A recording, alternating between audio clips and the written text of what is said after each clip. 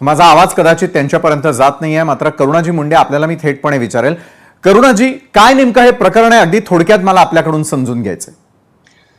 जसे की महाराष्ट्रामध्ये आज तुम्ही बघू शकता की दोन प्रकारचे हनी ट्रॅप चालू आहे. बरं. जसे की एक नाशिकच्या, दोन कशाला, एक नाशिकच्या ज्याच्यामध्ये आज चाकण, नाशिकमध्ये जे चाकण सर्कल जवळ जे हॉटेलमध्ये जे हनी ट्रॅप झालेला आहे त्याची सखोल चौकशी व्हायला पाहिजे अगोदर.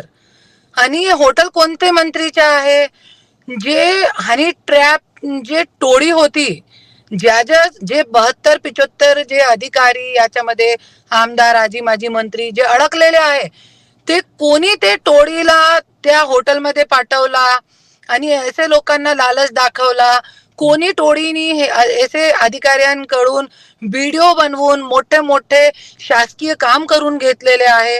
हे सगळी गोष्टीची जे आहे सखोल चौकशी व्हायला पाहिजे.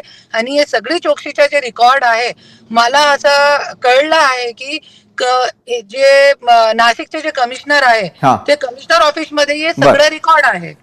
एक तो हे झाला. आणि दुसरं जे हनी ट्रॅप जे मी सांगते, ते ज्या वेळे हे लोक लडकी जे मुलगी असते त्यांना अडकवण्याचा प्रयत्न करताय आणि हनी म्हणून हनीमून करताय आणि मन भरल्यानंतर हनीमून करताय आणि मन भरल्यानंतर हे लोक काय करताय, तेच हनी ते लोकांना ट्रॅप वाटते. त्याच्यासाठी हे लोक त्या महिलाला हनी ट्रॅप म्हणताय. जसं की आज सुबह मी पत्रकार परिषद घेतली आहे, त्याच्यामध्ये असा समोर आलेला आहे, ते महिलांकडे जे पुरावे मी बघितलेले आहे, ते 2 ACPनी तिच्या सोबत असं लैंगिक शोषण केलेलं आहे.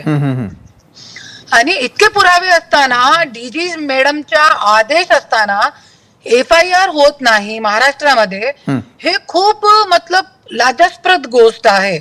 आणि आज एक महिला जरी इतके मतलब इकडे तिकडे फिरत आहे, आपले गृहमंत्री काय करत आहे, आज गृहमंत्रीकडून मी गेले महिलांच्या मुद्द्यावरती बोलण्यासाठी 6 महिन्यापासून वेळ मागत आहे, पण गृहमंत्रीनी आजपर्यंत मला वेळ दिली नाही.